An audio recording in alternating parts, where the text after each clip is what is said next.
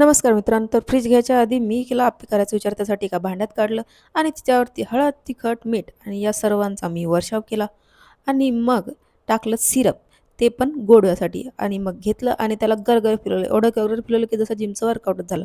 तेवढ्यात पातेलं घेतलं, गॅसवर ठेवलं आणि तेलाचा पण वर्षाव केला आणि मग अशा प्रकारे मी त्याच्यावरती सारण पण टाकले आणि बनवायला ठेवले. तेवढ्यातच काय खायचं काय तर मग करायची कोथिंबिरीची चटणी.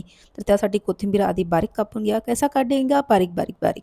मग त्याच्यात पण तिखट, मीठ, हळद चवीनुसार टाका आणि प्रयोगासाठी थोडं सिरप पण तुम्ही त्याच्यामध्ये टाकू शकता.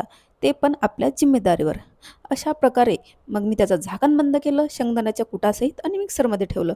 बघितलं तर काय चटणी झाकणाला चिटकलेली. मग काय थोडं पाणी टाकलं आणि गोल फिरवलं. बघून असं वाटलं की शेंगदाण्याचं सूपच झालंय.